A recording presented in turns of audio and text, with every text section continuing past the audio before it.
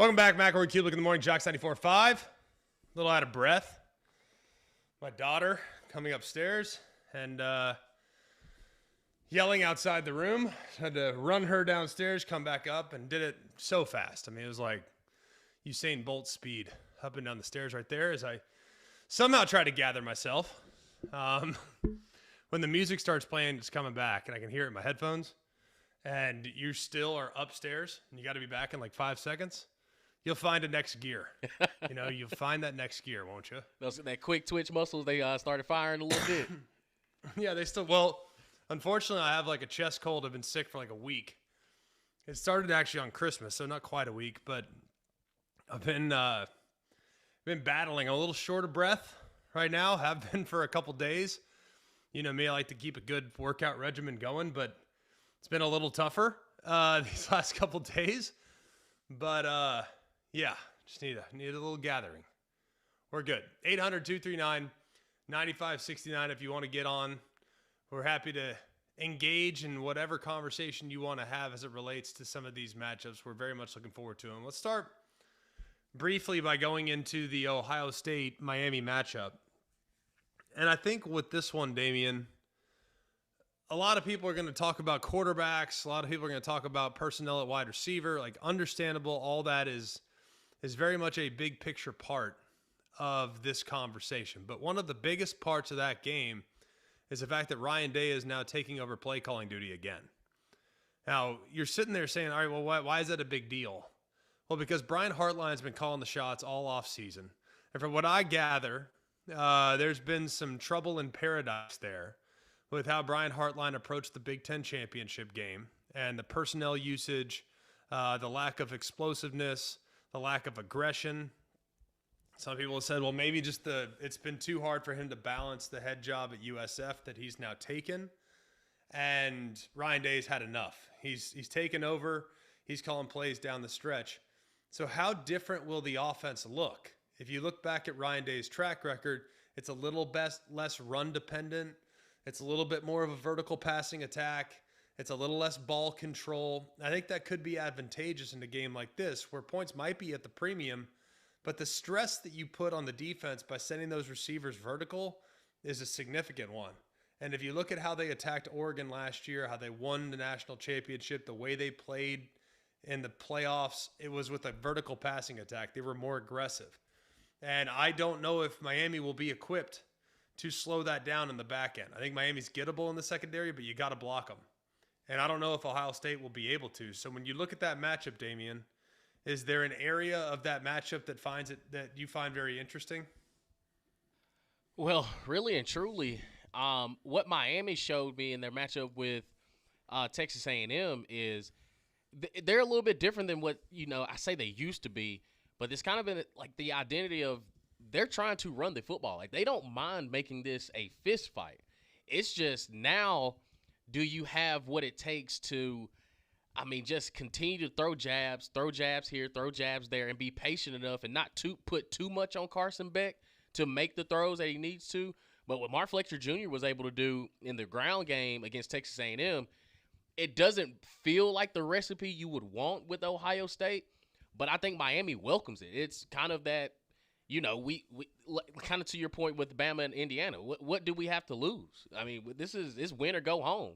Now we got to throw our best punch. And right now, of course, with the explosiveness that Malachi Toney presents, but I think that the identity of Miami trying to establish the run and not just, stretch zone here and there. It's in between the tackles. Like, okay, we are going to run duo. We're going to run counter and things to hit right at you. Ohio State kind of welcomes that. So now it's kind of what else can they do? What could be a potential X factor for Miami to create some sort of, I guess you say, big play besides, the Malachi Toney explosiveness, what he can do, but also saying, hey, we're going to run the football, and Ohio State, are you going to be able to stop it? Yeah, and I think that when you look at where everything is for Ohio State, it starts with stopping the run. They're going to stop the run first. There's no denying that. Force the game into Carson Beck's hands. I think Carson Beck's had a good year. I think people kind of look at the game against A&M and they think, oh, well, I don't know. Is he that good? Can he carry you? I think he can carry you. for sure. I absolutely think he's good enough. He's played enough football. He's made good decisions. He had 4 picks in one game. It was just a bad game. He had 2 picks in the game against SMU. Those are the 2 losses. So when you look at the 2 losses, that he was a little careless in those games. I thought he actually played pretty decent against SMU, frankly, when you go back and watch it. But I'm pretty optimistic about him playing well. I am a little less optimistic about their personnel at wide receiver consistently winning. I think Malachi Toney's a phenomenal football player, and you could find ways to get him the ball. But beyond that, can the guys on the outside and Keelan Marion, can the guy on the other side and CJ Daniels, who's been great at times this year, great in contested catch situations, those guys are going to have to win. Because I would imagine the all-points bulletin for Ohio State is to limit the effectiveness of Malachi Toney. Full sellout against Malachi Toney. So, Damian, when you look at Malachi and how good he's been for the Hurricanes this year, whether it's running it, throwing it, being a traditional slot receiver, jet sweep guy, what have you, how much of a premium would you put on limiting what he does in this game if you're Ohio State's defense? He's got to be focused. He has to be the focus number one as far as, okay, who he reminds me of Zachariah Branch at Georgia, where somehow, some way, if you just find a way to get him the ball, big things are just going to happen more than not.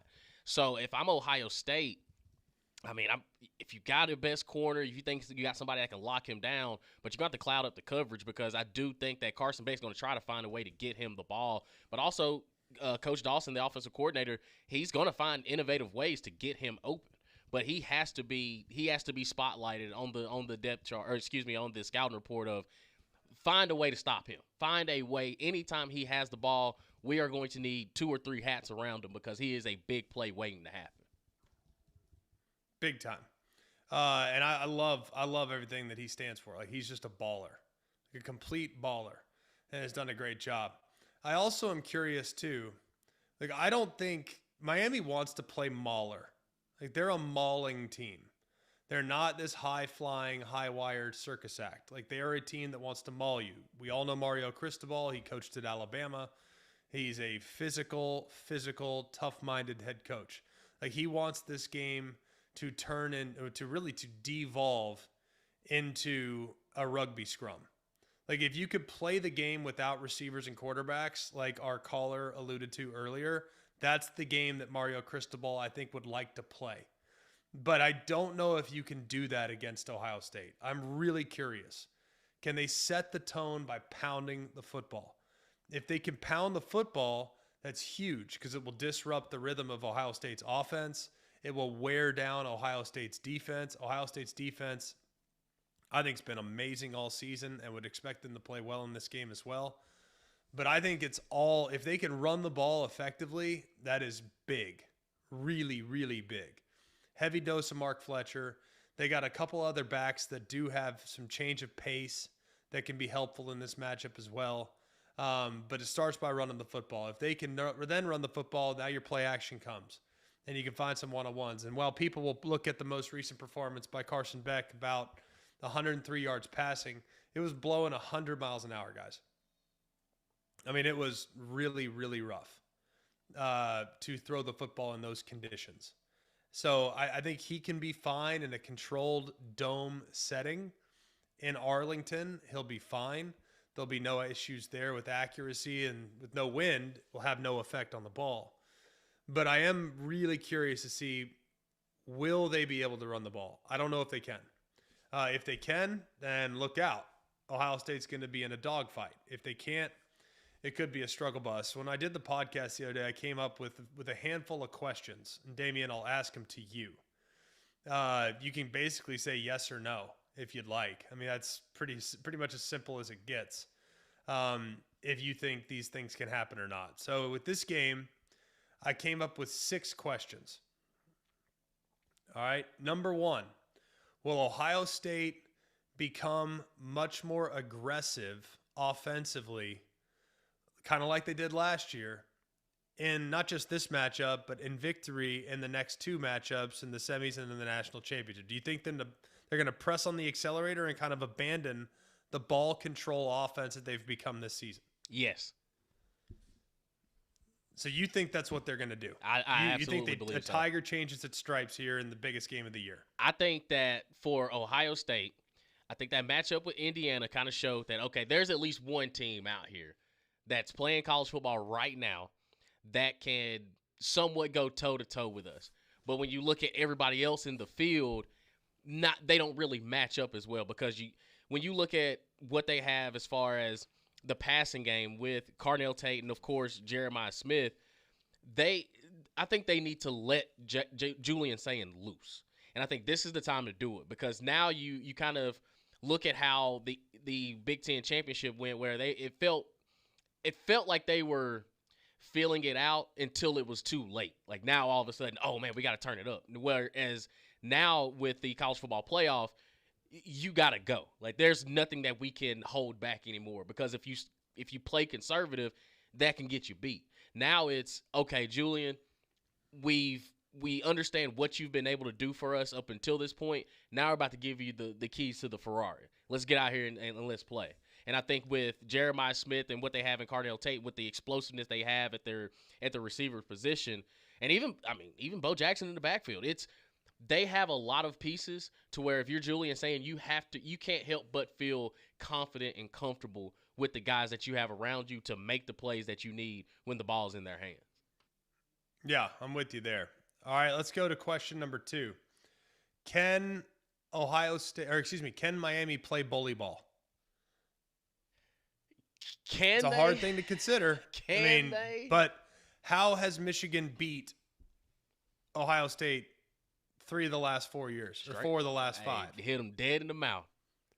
Bully ball, right? Yeah, absolutely. I do think the Ohio State team has evolved this year. Like, I really, really think that they've evolved this year. I think they're far more capable of playing bully ball than they once were. And Can you get on board with that? I'm going to say no, because I don't think Miami has, like, the Texas A&M game was just so difficult to kind of really watch, because one, the wind kind of took a lot of it, and like offenses were just kind of working with what they knew best. And it felt like it got to a point where Miami was able to kind of hit that home run ball. And it felt like they started to press at a certain point. Like they were getting annoyed with the 2 yards here, the 3 yards here. But then when they hit the home run, it's like, okay, well, we might as well just keep rolling with it. I don't know if that's going to be the best recipe with Ohio State, because of what they present defensively of, okay, if this is how y'all want this game to go, then let's buckle up and let's get to it. Because I don't think that fares well for what Miami wants to do. Makes perfect sense to me, because I really don't know. Like I think it makes a lot of sense to try to be who you are in a game like this. Like, don't abandon what you've done. I always am supportive of trying to, like, what got us here, right? Like that's, like, we need to stick with what we know, stick with what we are. Like, what got us here? How do we take advantage of it? How do we handle it? How do we do all of those things, right? And I think the toughest thing to do is to avoid outthinking yourself. I think if you outthink yourself in a game like this, it gets real dicey, real fast. Because you don't want to find yourself in a situation where all of a sudden you're playing unfamiliar football. I mean, that is tough. And I already know exactly what everyone's going to try to do to Ohio State. Everyone thinks they can play bully ball. I think they've been trying to dispel that notion. So we'll see how that goes. We talked about the aggressiveness of Ohio State's offense. Can Ohio State neutralize the defensive ends, Ruben Bain and Akeem Mesidor? Because if those guys get off like they did in the last game, Ruben Bain had 3 sacks by himself, it's a wrap. Can Ohio State calm them down?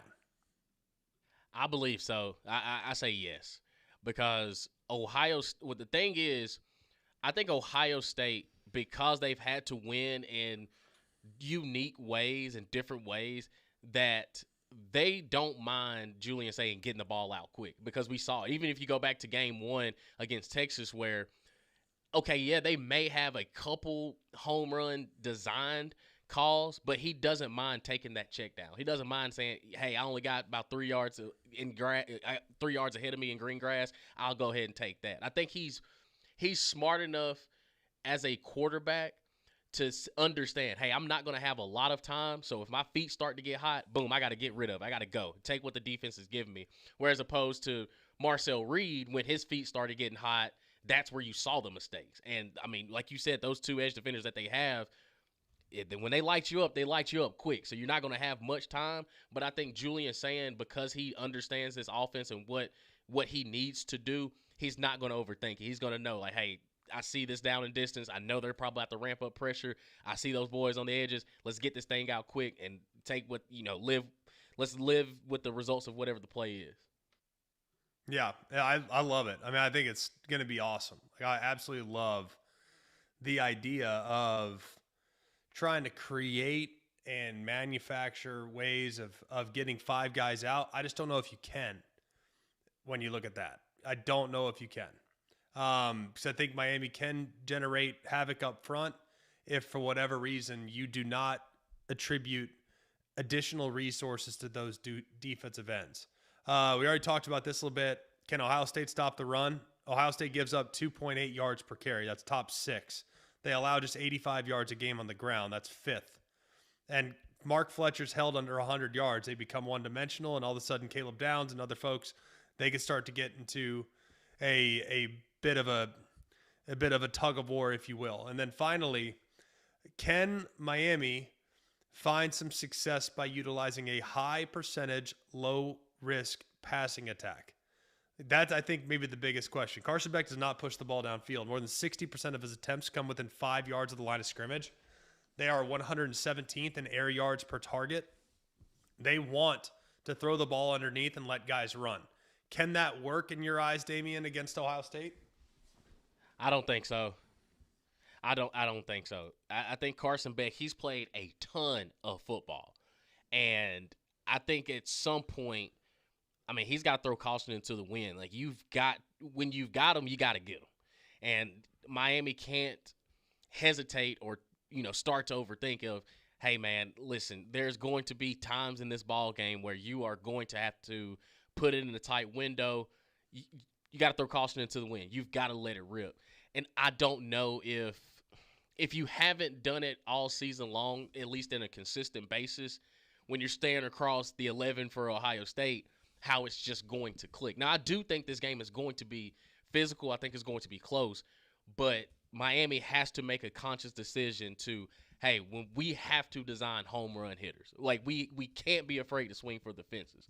Because, like you said, everything happens so close to the vest, you've got to be able to open it up at some point to at least give Ohio State that threat. Who knows? Maybe you hit one early on in the ball game and, those corners start to sag or the safeties have to, take that half a step or take that half a second to think like, oh, this may be play action or they may be going over the top. But the moment that you get them, Carson Beck has to let the ball go.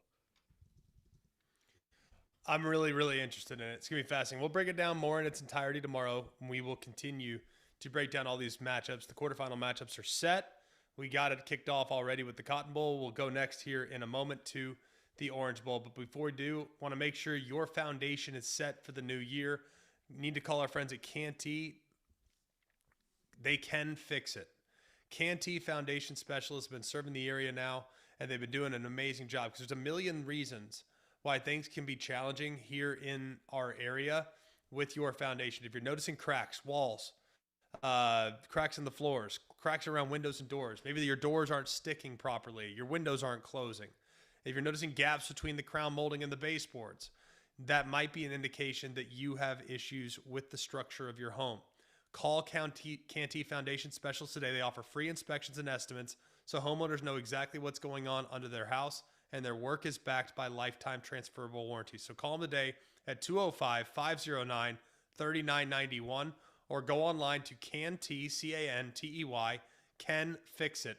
That's Cantey, canfixit.com. Or when we come back, we'll do the Orange Bowl.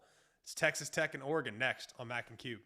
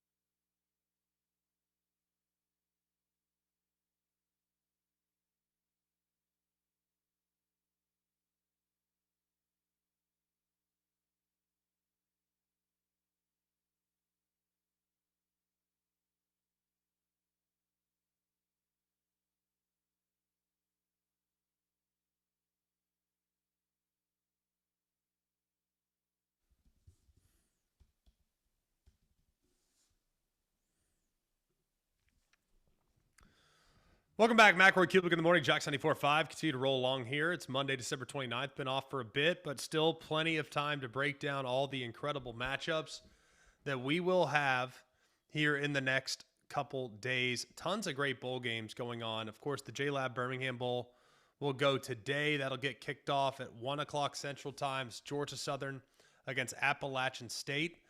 That game will be chilly. 44 is the temperature outside. But Dow Loggins and App State filling that void to play Georgia Southern in a Sun Belt matchup. Should be fun. Should be exciting. Looking forward to watching that game for sure. And then tomorrow you have a full slate. Cole will be on the call, if I'm not mistaken, tomorrow. That game is between Tennessee and Illinois. That game will be 4:30 Eastern time on ESPN. And then tomorrow night you have a very intriguing matchup in the Alamo Bowl. That's USC against TCU. I like that matchup a lot. TCU is going to be without a couple pieces. Their quarterback, Josh Hoover's in the transfer portal. USC should be close to full strength. But TCU was playing pretty well down the stretch. Finished quietly at 8-4. So we'll look forward to that matchup for sure. You got a ton of games that we'll look forward to tomorrow. A ton of games to look forward to on the 31st as well. So we'll preview those games. But now let's turn our attention to the Orange Bowl. A game that should be, I think it's the most intriguing matchup, frankly, because I think people look at Texas Tech and they just assume, yeah, okay, against who, right? Which is fair. I think that's totally fair. It's the Big 12, but we learned last year that the Big 12 champion in Arizona State went toe-to-toe with Texas in the quarterfinal matchup. They played well in that game. They lost that game in overtime. So I think the Big 12 is probably better than people realized. And to keep things in perspective, Texas Tech is 12-1. All 12 of their wins have come by 20-plus points. They're not just beating teams, they're crushing teams. And Damian, I'm not sure there's a lot of people here that are real familiar with how good Texas Tech has become this year along both lines of scrimmage. Yeah, I think you hit the nail on the head when you spoke about Arizona State last year as the Big 12 champion, and you kind of look at how competitive that league is. Like, teams have gotten better, and Texas Tech, I mean, you could say however they've done it, NIL, they put their money where their mouth was. And I think Coach McGuire is probably one of the more underrated coaches of just how he's built Texas Tech, because we're so used to them just air raid, the Mike Leach days where they're throwing it all over the yards. They're, setting passing records year in and year out. But this team is like, they'll beat you up. Like, they are physical on both sides. And I think defensively, what they've been able to do all season long is just kind of just suffocate you, especially up front. Like, they just, of course, Jacob Rodriguez and the success that he's had, he's all over the field. But just collectively, man, their defensive line, they cause a lot of disruptions, and like, they'll slant, they'll twist, they'll do all types of things. But I think the matchup with BYU, especially if you watch the Big 12 championship game, man, it was kind of one of those. I mean, it was a slow burn, and then when they laid it on you there at the end, they absolutely just crushed BYU. The turnovers, I mean, just the constant pressure they were putting on you. They make you play 60 full minutes. There's no ands, ifs, or buts about it. You have whatever your game plan is, you better be willing to stick to it for a full 60 minutes. And if they got to go into overtime, so be it. But they're going to be physical on both sides. I love them. I think they're great. Like, I really enjoy watching them play. I really do. I think they are excellent. They're really disruptive. They have great pieces. They've done a really good job of playing together, even though they're a collection of transfers, which to have transfers the way they have transfers, to have the buy-in the way they have, has been pretty dang impressive. So I think they're legit. I really, really do. I just think that Oregon runs the ball so well. And this is really, and if you know nothing else about this game, and we'll break it down a little more tomorrow. If you know nothing else about this game, know that Oregon in the last 2 years, Damian, is 25-0 when they rush for more than 100 yards. That's impressive. They are 0-2 when they rush for less than 100 yards. Oh, boy. So that should be pretty self-explanatory. Right? Should be. Granted, not always easy, but pretty self-explanatory. So, if, for whatever reason, if there is a way to kind of bottle up that Oregon run game, and it's not easy to do. They're a top 10 unit in college football running the football. They're outstanding. They average 6 yards per carry, thereabouts, just under. That is second best in college football behind Utah. Well, Texas Tech, they are number one in yards per carry allowed at just 2.3 yards a carry. So if Oregon can run beyond the 100-yard threshold, they win the game 100% of the time over the last couple of years. If Texas Tech's elite run defense, that's number one in the country, can slow that group down, then you're going to be cooking with gas. So that to me is the big key. I think Texas Tech's very underrated run the football themselves. I think they can create some yards. I think they can take advantage of a secondary that I think is pretty good, but has shown some challenges the last couple of weeks. They gave up 300 to James Madison. They gave up 300 to SC. Maybe they're not quite as good as what we always thought because the Big Ten, maybe they're not as good throwing the football with the exception of Indiana and SC, the teams that Oregon's faced. Texas Tech can throw it and should be pretty good when it comes to creating some matchups because they're pretty deep and capable on the outside as well. So we'll make our picks tomorrow, but that's a fascinating matchup, Damian. Anything else you want to say about the game? Dante Moore, if he's cooking, and another thing too, the receiving core is, I'm not gonna say slept on, but they're very underrated. Like I've kind of thought Malik Benson was kind of done, but he's kind of had a little bit of a resurgence out there in Oregon, and I think that Dante Moore, if he's not afraid to let one rip now, like we talk about, Carson Beck's hesitancy to go across the middle. Dante Moore, he don't matter the window. There's not a ball that he feel like he can't complete every time he throws it. So I'm interested to see what Dan Lanning is going to talk about with that offense and see if they can continue on, because this Texas defense it's going to be a problem. Huge problem. It's going to be awesome. I honestly, I'm so excited about this game. I can't even begin to tell you. Like I really am. I am so fired up about it. I'm really looking forward to it. And I think that I think it's going to be a good opportunity for both programs. Like I think people are aware of what Oregon is. I don't know how aware people are of what Texas Tech does and how Texas Tech can beat you and how Texas Tech can handle you. I mean, they're the real deal. They are really, really, really strong and deserve a ton of credit for being in the spot and deserve a ton of credit for what they could present in a matchup like this. So going to be awesome, man. I hope everyone's as excited as I am about it. All right, when we come back, take a quick break, visit with Richard Hendricks. He'll get us up to speed with what's going on right now in college basketball as we start to kind of look forward towards conference play. It'll be here before we know it. It won't be long whatsoever. But before we do, I want to tell you about my friends at Shannara Flooring. Fu and his guys have continued to stockpile inventory. The inventory is off the charts. It continues to be off the charts. And it's 50,000 square feet of Core-Tech flooring that is in stock right now. That's that Shaw flooring. It's durable. It's dependable. It's waterproof. It's pet-proof. It's all those things. It comes with a 20 mil wear layer. So it's an amazing time to go and take advantage of it too, especially here at the end of the year. They're trying to get it out of there. You can get savings of 20 to 40%. So take the chance now by calling Fu and his guys, who do an awesome job, by calling them at 205-518-6423. So remember Shannara Flooring, when you want Core-Tech, call who? Call Fu, 205-518-6423, or go online at fuandyou.com. When we come back, Richard Hendricks will join us next on Mac and Q.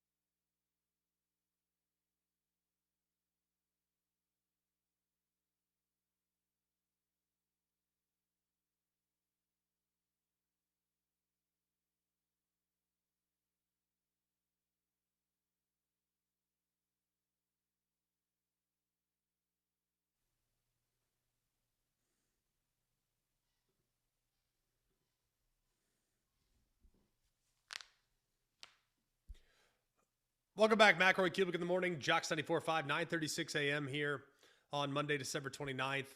We've done a lot of college football today. We'll continue to do a ton of college football tomorrow as we set the table for the incredible quarterfinal matchups that we have to look forward to this weekend. But before we do that, we're going to talk to our friend Richard Hendricks, who joins us every single week. Thanks to our friends at Pizza Pulse. Richard, you have been all over college basketball so far this year, so we're going to spend a little time on it today. We have conference play coming up. We have teams that were coming off breaks, some things like that. So just kind of overarching thoughts on what we've seen in the first half of the season and what we might be able to look forward to here in the second half. Well, I think it's been a lot of good basketball all around the country, particularly in the SEC. I think the biggest thing to take away is that this season, the SEC has not been able to do what it did last year, which may show that the strength of last year's season, when you have 14 teams in the NCAA tournament, was just something that was just out of the blue, something you can never, ever predict. It was historically great. But I do think the teams are strong. Now you had some signature wins in the conference this year. Alabama with their win over Illinois in a neutral site. Tennessee beating Houston. That was a big win. And even Auburn beating St. John's, and Alabama beat them as well. But now you get to conference play. They'll have one last tune-up game. They'll go out of conference here this weekend. But then you'll get to the conference play, and I think you'll be able to see who's the real deal around the league. Look at some of these matchups coming up in the next day or two.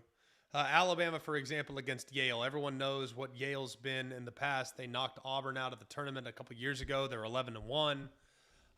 What can we learn from tonight's matchup from the Crimson Tide? Well, I think Nate Oates always challenges himself when he's playing against really good teams. And Yale is a team from the Ivy League that we know, as you mentioned, has had success and will be a really good team. But Alabama is going to have to see if they can do some better job when it comes to the interior and rebounding. Now, there are games that they've lost this season.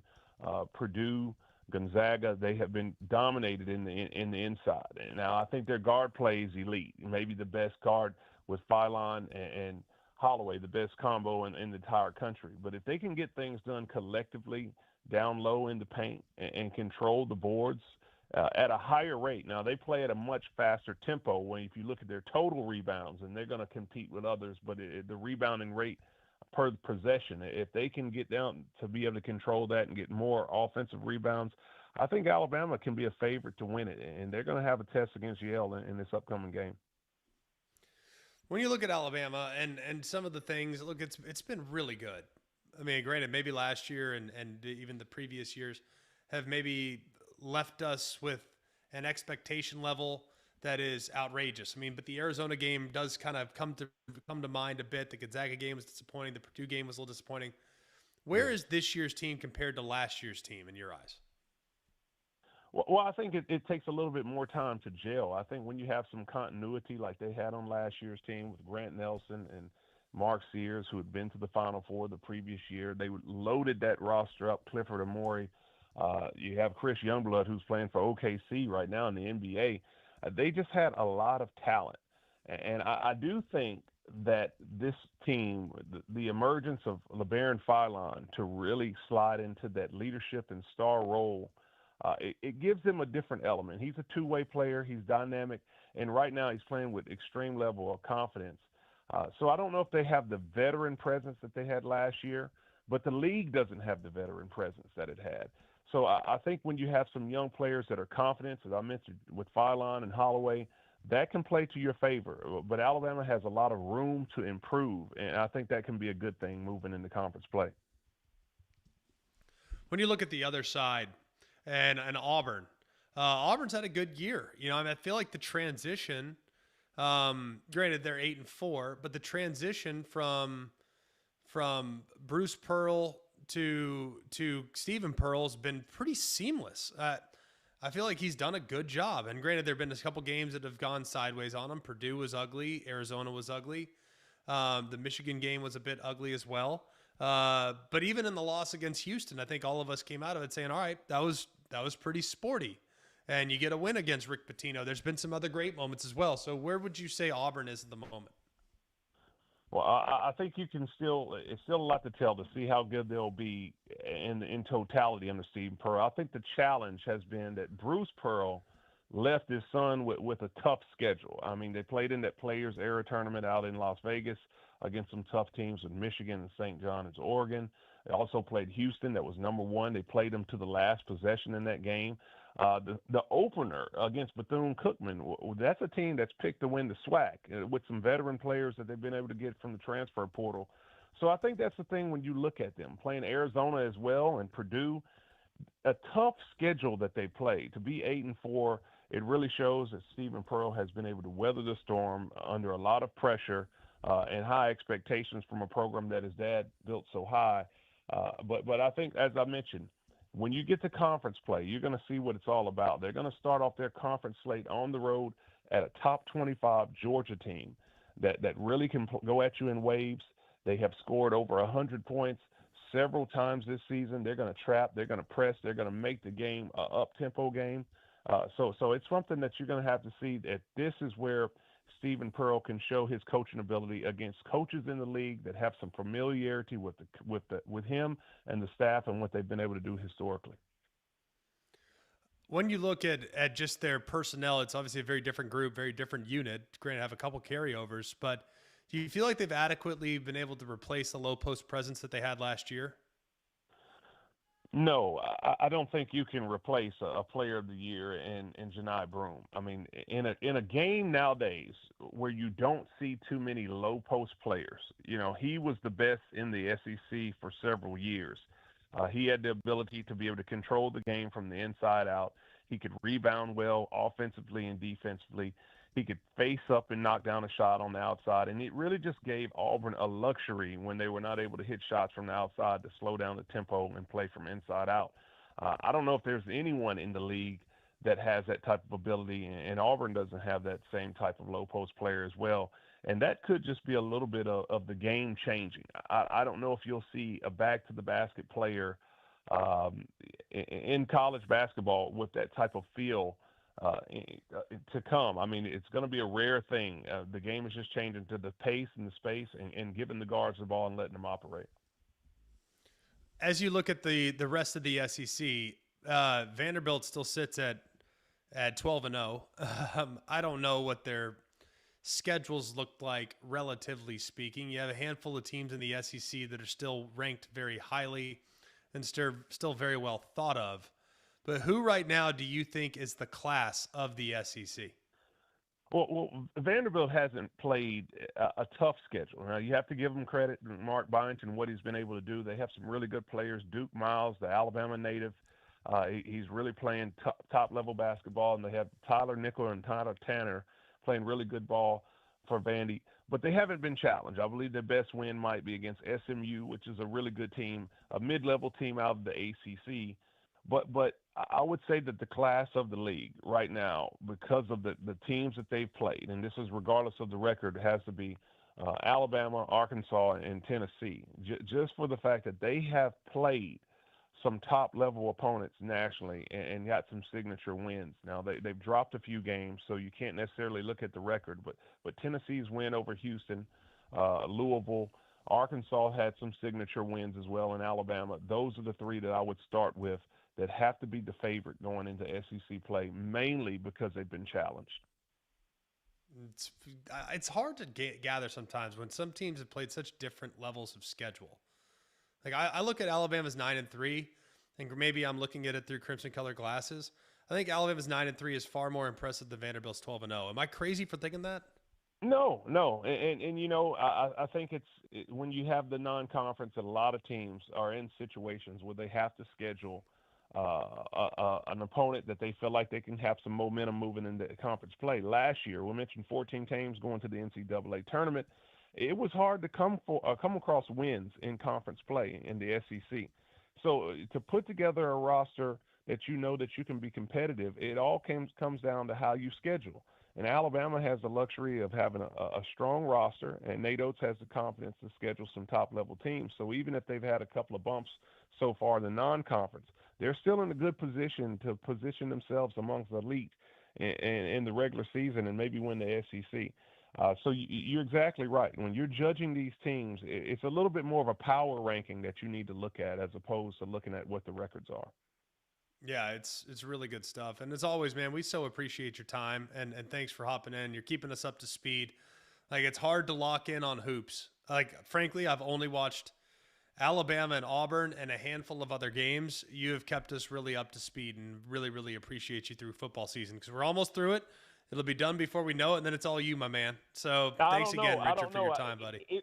I don't know. It seems like football season, they're dragging it out as long as they possibly can. But I tell you, I mean, you're exactly right. To me, it's basketball season. I like to. It gets a little cold outside. It's time to come inside and shoot some ball. Well, it's cold. It's basketball season officially starting today then, because goodness gracious, it was like 1,000 degrees on Christmas and for the last week. So I'm a little anxious for the cold weather myself, and I can promise you I will not push back on a little colder weather moving forward and us navigating our way into Coleman Coliseum together, my friend. We look forward to it, buddy. We appreciate you. Sounds good, guys. Thank you.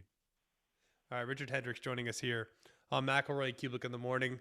Thanks to our friends at Pizza Pulse. There's a lot of interesting basketball stuff coming up. We're going to start to dive more and more into it. Of course, we're still very much in the mix of the college football playoffs, so it won't be long. We'll be there before we know it, and we'll have plenty of time to get deep in the weeds on some of these basketball programs as well as the calendar will flip here momentarily. All right, when we come back, tell you quickly about the Sugar Bowl, the rematch, Ole Miss and Georgia, next on Mac and Cube.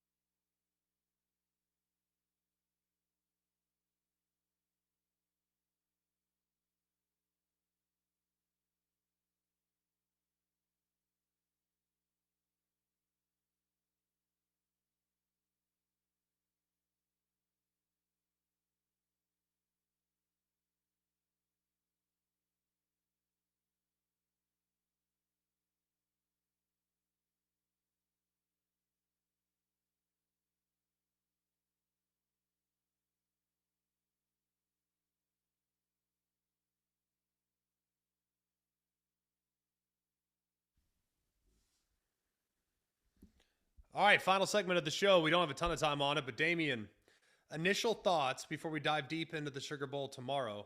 Initial thoughts on this matchup and what you want to see. Trinidad Chambliss. Can he right his wrongs from the fourth quarter that he had in Athens a couple weeks ago? And if Georgia has any rust from that time off, something's got to give. And it very might. It very well might. They had a couple of unforced errors, a couple big mistakes in the matchup against Notre Dame last year after a long layoff in similar circumstances. So maybe they'll be a bit rusty, whereas Ole Miss looked like a well-oiled machine last week, granted, against lesser competition in Tulane. Before we get you out of here, I want to tell you about my friends at Polar Bear Services. Now would be a good time to call them. It's going to be freezing cold here the next few days. Do not get stuck in the cold. Schedule a system tune-up with Polar Bear Services. I've been using them forever. They usually come to my house this time of year because my heater stops working. That's because it's going to be about 5 below, it feels like, especially compared to the last couple weeks. The AC's been running the last couple weeks. The heater will now be running from this point going forward. So make sure your system is up to the task and running properly by getting Polar Bear Services out to check on your home. They can also help you with electrical work. They can help you with plumbing, whole home generators, so you're not in a bind when the power goes out. I've been using them for years. And Weston and the guys do an amazing job. They're serving all over the great state of Alabama here in the Birmingham area. So remember, if you have a problem with your electrical, plumbing, heat, or air, just pick up the phone and call the Bear. It's 205-497-BEAR. That's 497-BEAR. Andy Bertram will join us tomorrow to help us break down how Auburn's offseason is going so far. Just had a big recruit flip that we'll tell you about tomorrow. That's going to be interesting to get into with him and how things are going here in the first couple weeks of the Alex Golesh era. And then, of course, we'll talk about the basketball team as well, who's off to a decent start, but maybe some areas for improvement that they can have here in the next couple weeks. Sugar Bowl for me. The big thing in that game last time around, Ole Miss got off to a lightning fast start. 5 touchdowns on the first 5 possessions, but they kind of punched themselves out of the game. They, as a result, left their defense way too exposed. And in the fourth quarter, when 2 of their defensive linemen had played 70-plus snaps, 2 of their defensive linemen had played 60-plus snaps, the magic number for defensive linemen is 40 snaps. When they start to play beyond 40 snaps, you see fatigue start to really set in. They had no chance of stopping Georgia there in the fourth quarter because of the snap exposure that their defense had as a result of the quick strike nature of their offense. Do they adjust their tempo? Do they play a little ball control? Do they do some things to take the pressure off their defense to kind of slow the game down? Now, that's counterintuitive, Damian, because it's a high-octane offense, but do you think that's something they should explore in a game like this? Man, I think it's something that can be beneficial. You have to at least attempt it and say, hey, you know what? We're up 14-0, 21-0. Let's try to slow it down just a bit. And still, I mean, it's tough when you're rolling. You want to keep it going. But like you said, those plays start to add up. Now we're at play 78 in midway through the third quarter. Now we're pushing up to 80, 84, 85. And it's, hey, man, we're going to have to – we gotta look at the bodies that we have, man. We're dwindling low on bodies. They're a little thin. I mean, they have really good frontline players, but Ole Miss is a touch thin on defense. Their linebacker, TJ Daugherty, in that Georgia game played 84 defensive snaps. That's insane. 84 defensive snaps. You know how insane that is? You know how tired you'd be? Imagine running 84 sprints. That's a beast. Or 84 clean and presses. Like, I don't care how good you are. That's a beast. So they got to change their outlook just a hair, and maybe that will lead to similar success offensively and better success defensively. We'll break it down in its entirety on tomorrow's edition of McElroy and Cubelic in the Morning. We hope you had a wonderful Christmas. We hope you're continuing to enjoy your loved ones here. It's a special time of year to get together with family. And for those of you that have lost family this year, man, our thoughts and prayers have been with you as well. It's just a really, really, really great time. So